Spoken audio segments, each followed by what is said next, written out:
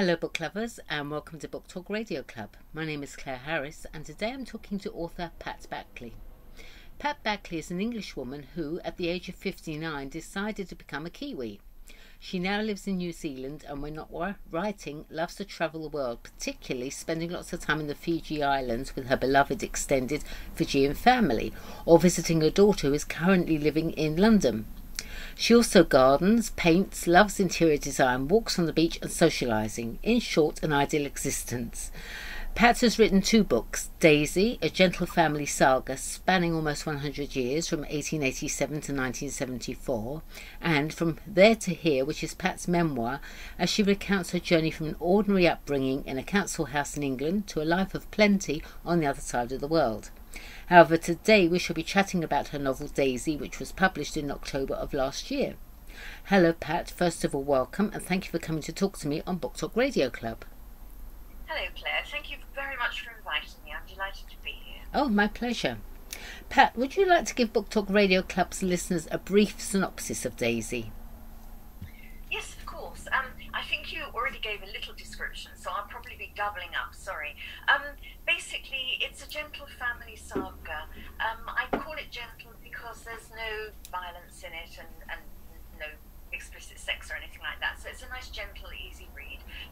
It spans almost 100 years, from 1887 to 1974, and it's based in Alabama, Harlem and London. And it tells the stories of how several quite different families intertwine. I don't want to tell too much, Claire, because then people won't bother to go and buy the book. But it kind of touches on some of the evils of society, like poverty, racism and snobbery, as well as the best, like family, friendship and love. And I think the underlying theme, which I've discovered is the underlying theme of all my writing now, not intentionally, is that whatever our circumstances of birth, whether we're rich or poor, black or white, we're all equal. And I realised after I wrote it that that is my own belief, so that tends to come across in all the writing I do, I think. So this is a story about 4 powerful women and how they overcome all of the rather more unsavoury aspects of the late 19th and 20th centuries, including poverty, racism and snobbery. Tell me about these 4 women and their characters. Okay, well, I kind of started doing a list of each one individually, and then I realised that the characteristics are all shared pretty much between all of them. So I'll just call out the main characteristics. They're all strong, determined, brave, resilient, feisty, loyal and loving.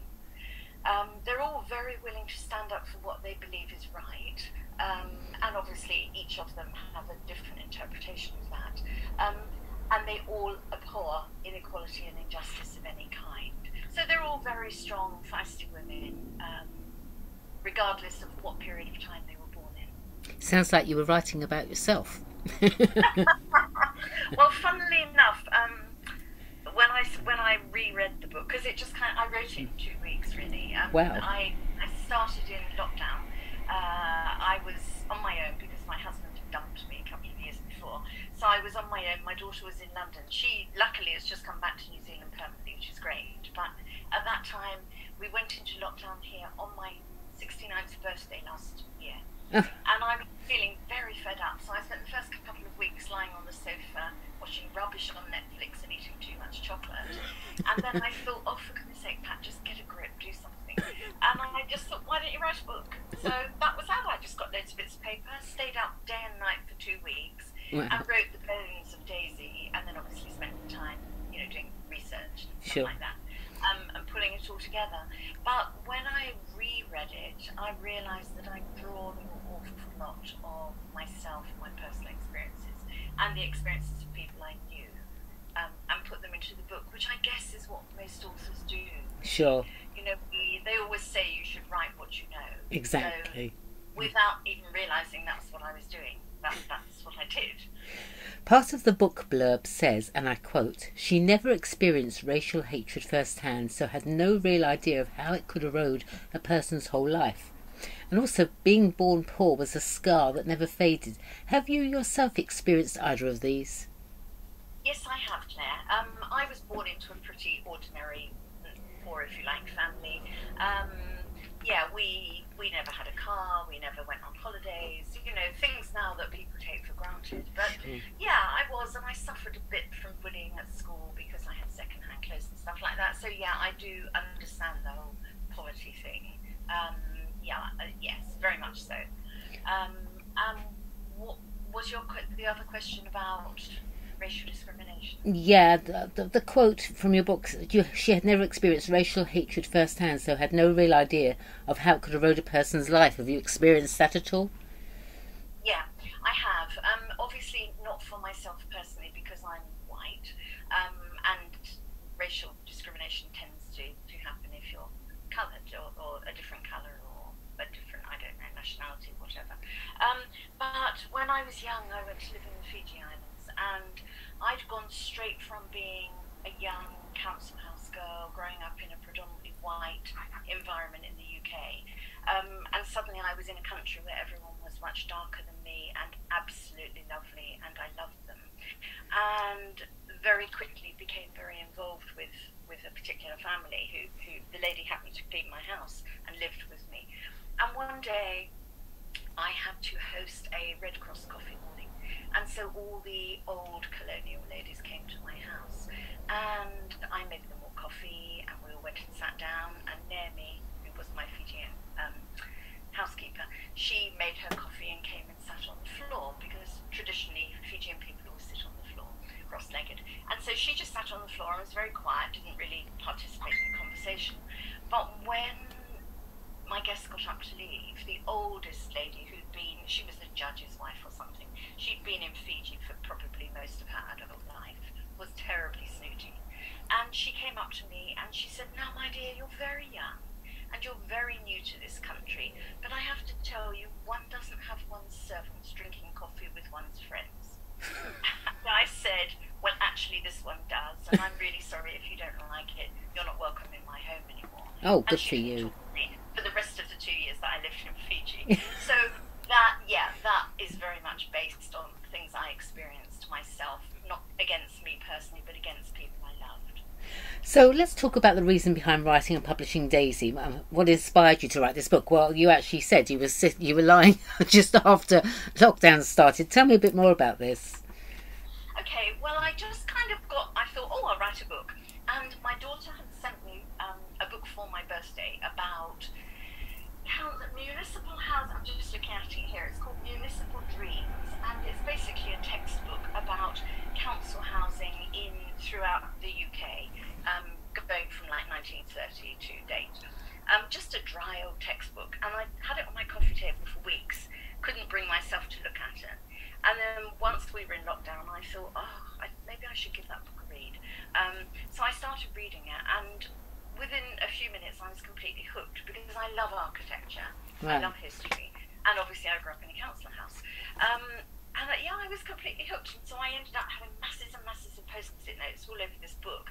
And then I thought, I could write a book about architecture, which is kind of what started me. But of course, there's only a little bit about architecture in the book. It just grew from nothing really. And I think in common with lots of authors, books almost write themselves. You know, you have an idea, but then the book often ends up quite different to what you imagine. Sure. Characters take on completely their own persona, and you kind of find you have to go with it. There's a quote on the front cover of Daisy that says, "The life you were born into is an accident of birth. How you live that life is what really matters." Do you really think that the life we're born into is an accident of birth? I do, Claire. I've known, I'm 70 years old now, so I do feel that I can talk a bit from experience. I've known many, many, many people, and they have had to live a certain life because of the life they were born into. And given, if they had been born into a different life, they would have become quite different people, because they would have had more opportunities and chances. So, yeah, I firmly believe it. A lot of people manage to rise above the circumstances of their birth, but a lot of people, including my own parents, kind of get held down because of where they were born and the kind of family they were born into. to. So yeah, I do actually believe that. Daisy is set in Alabama, Harlem and London. Which location did you find yourself enjoying writing about most? I think probably London, because that's where all my ancestors come from. I mean, all my ancestors were from the East End or Southwark. My father's family from Southwark. So yeah, I mean, that was great because I did lots of research and I found out things about the family that I've woven into the story. But also I have spent time in Harlem and Alabama, so I enjoyed writing about those too. I have to say I've loved writing about the whole thing. And at the moment I'm writing the sequel to Daisy, and a lot of that is based in New York. So now I'm doing masses of research about New York, which is equally exciting. I think that's the thing about being a writer, you can just do what you like, really. Exactly. How much research did it take to write Daisy, as it is a story that spans nearly 100 years, as we said, from 1887 to 1974? Yeah, it was quite a lot of research, but fortunately I found that I really thoroughly enjoyed doing that. And of course, these days with Google, it's so easy. Sure. I mean, if I tried to write this 20 years ago, I would still be writing it probably 3 years later, because I'd have to be going to the library and looking up books and blah, blah. So it's very easy. But it was very important to me that I did get the facts right, because I think if you're going to weave in historical things and you're going to say, like, John Kennedy died on this date, you've got to get it right. God, absolutely. Let's talk a little now about Pat Backley. So at the age of 59, you moved from London right across the world to New Zealand. May I ask why, and why New Zealand? Yes, of course. Well, when I was in my 20s, I was married for the first time, and my husband got a job in the Fiji Islands. Okay. So we moved to Fiji for 2 years. And that really, really changed my life, because I'd gone from, this little council estate in Surrey, just on the edges of London, where everything was, well, as it was. And then I suddenly found myself transported to the South Pacific, and I just adored it. And I realised then that I didn't want to just stay in one place. I really wanted to live somewhere else. But then we had to go back to England after the 2 years, and then I didn't get to emigrate properly for another 32 years. And that was with my second husband.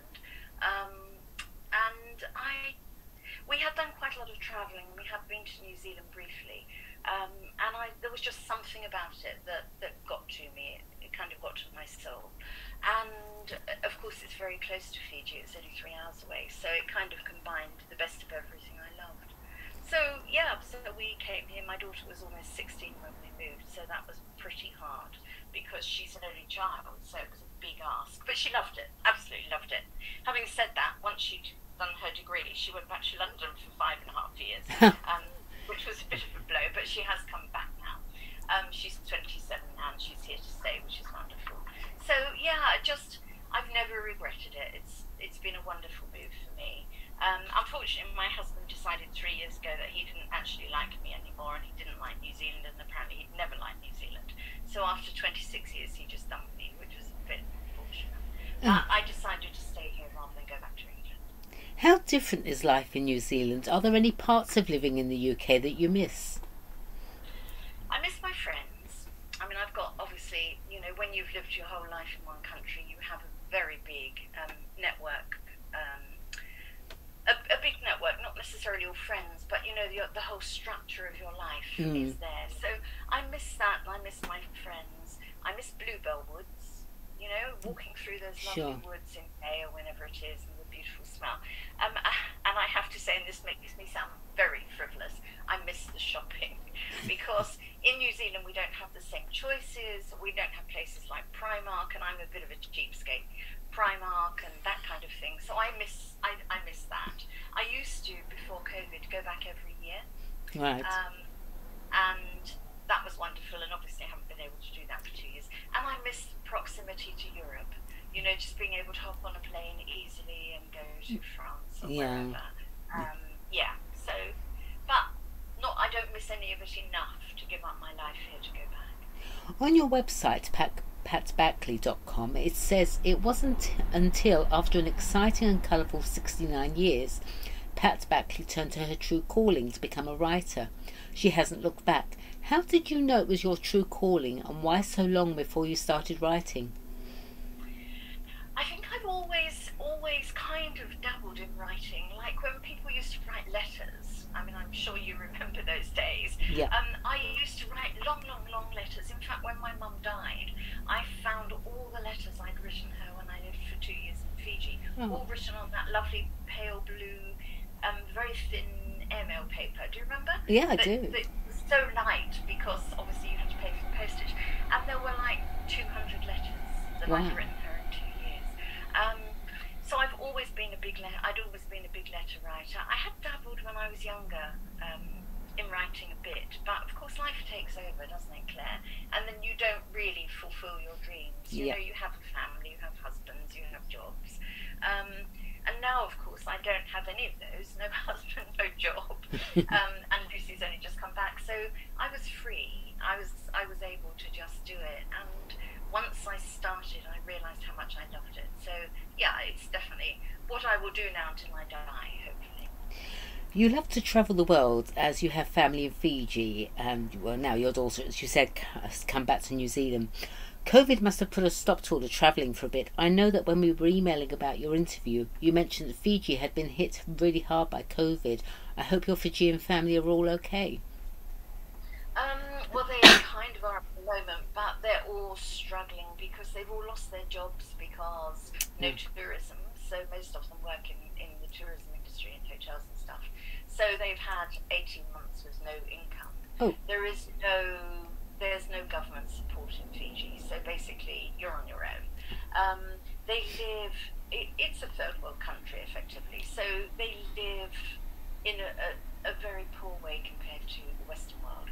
And lately they've really struggled to even eat. I mean, I'm fortunate enough that I can help them a little bit, but I can't feed the whole of Fiji, sadly. And yeah, their COVID cases, they went 360 days with no cases at all.